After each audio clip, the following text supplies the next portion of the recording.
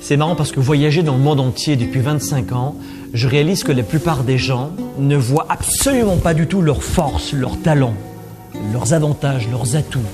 Que ce soit d'ailleurs dans leur carrière, dans leurs affaires, dans leur business, qu'ils soient employés, étudiants, papa, maman à la maison ou solopreneurs ou petites entreprises, c'est exactement la même chose. Ils voient les talents chez les autres et pas chez eux. Ça veut dire que 97% des gens, grosso modo, perdent beaucoup de temps tous les jours, toutes les semaines, toute l'année. Du temps dans des idées qui sont inutiles, des rencontres toxiques. Ils se sentent obligés. Ou à utiliser des idées, des stratégies qui ne fonctionnent pas.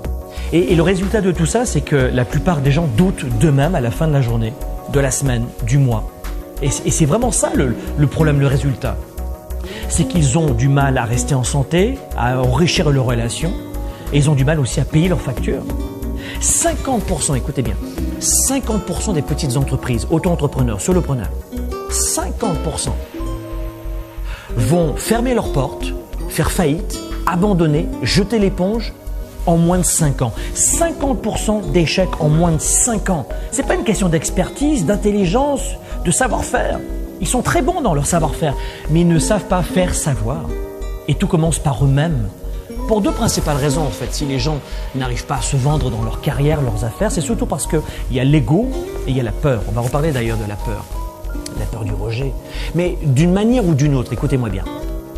Chaque livre, c'est marrant que j'ai écrit, chaque séminaire que j'enseigne dans le monde entier, chaque année principalement en Europe et ici en Amérique du Nord, à Montréal, toutes ces démarches ont pour principal objectif d'expliquer à nos participants, nos étudiants, de leur expliquer le mode d'emploi de leur cerveau. Ils savent utiliser une télécommande, ils savent utiliser leur téléphone, mais ils ne savent vraiment pas qui ils sont vraiment.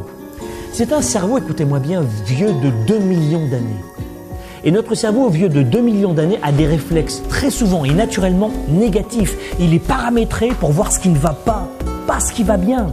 Et dans votre travail tous les jours, que vous soyez salarié ou une nouvelle fois entrepreneur, eh bien tout mon travail, toute ma contribution aux petites entreprises aussi, depuis 25 ans, c'est justement d'accompagner nos leaders et nos entrepreneurs et de livrer des stratégies les plus efficaces possibles pour réduire les décennies en quelques semaines pour permettre d'agir en fonction de quoi, à votre avis? En fonction de la peur. La peur humaine est universelle. On a tous peur. Il y a certains qui vont dire « moi j'ai jamais peur » et d'autres qui vont dire « moi j'ai toujours peur ». Mais la peur est réellement universelle. On a tous le même système nerveux central, tous. Mais ce que nous devons faire au quotidien, c'est valser, affronter, aller au-delà de nos peurs. En clair, transformer la peur en puissance. Quand tu as peur, tu restes figé, tu recules ou tu attaques. Et c'est tout l'enjeu, les amis, pour cette année. Dans votre carrière, affaires, vie privée, intime, en couple, vos enfants, vos amis, vos relations, dans tous les domaines de votre vie. Il y en a certains où vous réussissez très fortement et d'autres où c'est un peu plus compliqué. Et en tant que performeur, que leader 3%, vous savez, beaucoup de gens pensent que c'est impossible d'affronter les peurs. Ou d'autres, je vous le disais tout à l'heure, n'ont jamais peur. Et ceux qui disent j'ai pas du tout peur vont appeler ça plutôt le stress. Ils vont pas dire j'ai peur, ils vont dire j'ai du stress. Mais si je vous suis dans cette direction, votre stress c'est quoi? Le stress, si j'analyse petit à petit, on le voit durant nos événements, dans les coachings, le stress va amener directement, après cette capacité de gratter un peu en vous, vers la peur la plus profonde. Le stress, c'est le nouveau mot pour dire j'ai peur. Donc, si vous et moi, on peut simplement reconnaître que la peur est là, elle est présente, et que nous voulons affronter ça aussi. Il y a des gens qui ne veulent pas bouger dans leur vie, qui veulent rester dans le statu quo. Ils sont juste bien, une petite vie, un petit couple, une petite sexualité, un petit salaire, tout est petit mais c'est très bien. Mais vous devez comprendre que si vous reconnaissez votre peur ou le stress, vous allez réaliser que c'est ça qui vous empêche d'agir ou qui vous a empêché d'agir dans le passé. Et là, vous pouvez faire un changement, un switch, provoquer une étincelle et un profond changement. Notre travail chez Globe, c'est de changer des vies et on le voit tous les jours.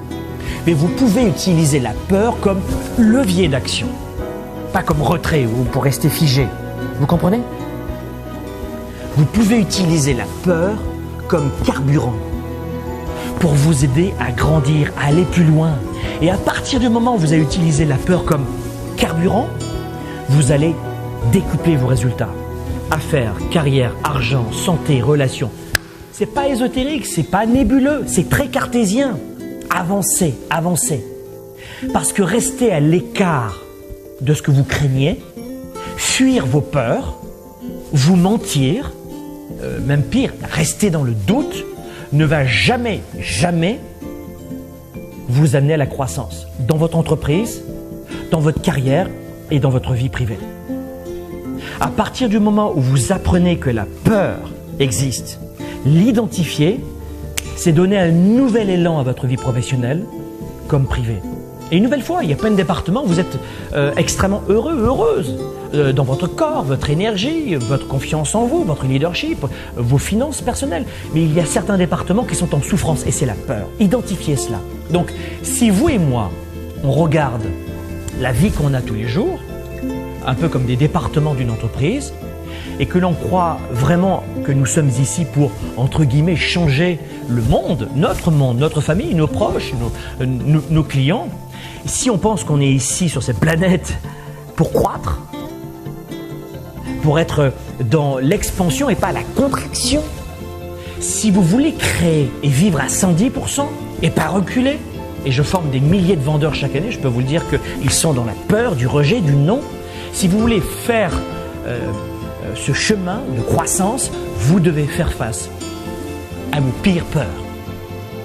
À moins d'aller au-delà de ce que vous pensez pouvoir peut-être gérer physiquement, mentalement, mais je crois qu'on peut le faire, on peut tous le faire. Physiquement, mentalement, émotionnellement, on a tous cette propension, cette capacité de grandir. À moins une nouvelle fois que vous pensiez que vous êtes à 110% et que vous ne pourrez jamais plus progresser. Mais même si je veux être un petit peu ironique, si vous pensez que vous êtes à 110%, vous vous mentez aussi. Vous voyez, il y a une raison pour laquelle vous avez tous les résultats de votre vie aujourd'hui. En ce moment, tous ces résultats, il y a une explication. Vous êtes le fruit de vos décisions d'il y a 1 heure et d'il y a 6 mois, 1 an. Il y a une explication à vos résultats aujourd'hui. Et quel que soit votre passé, votre situation ou votre environnement, ou les gens qui vous entourent, ou votre salaire, ou votre ville, votre pays, quelle que soit la situation, blâmer une personne, un environnement, une circonstance ne fera jamais que renforcer votre situation à stagner. À partir du moment où vous tombez dans l'excuse, vous stagnez. C'est quoi une excuse? Une excuse, elle va vous aider dans l'instant. Elle va vous permettre de vous sentir bien dans l'instant. C'est une sorte d'échappatoire. Elle vous permet de vous sentir mieux dans l'instant pour fuir. Elle vous permet mieux de vous sentir mieux dans l'instant pour contourner le problème. Mais écoutez-moi bien. Votre situation ne changera jamais si vous fuyez la problématique. Jamais. Même pire, elle va s'envenimer. En blâmant les autres, écoutez-moi bien, en blâmant les autres, en rejetant la faute sur votre gouvernement, les autres, la famille, les voisins, vous préservez votre identité, celle-là même qui a besoin d'être enrichie. Vous avez créé cette identité, pourquoi? Votre histoire, vous l'avez créée pourquoi? Pour une seule raison, pour vous protéger de vos peurs, pour contourner vos peurs les plus profondes. Voilà pourquoi vous entretenez ce scénario, cette histoire que vous répétez en permanence. De quoi avez-vous peur vraiment?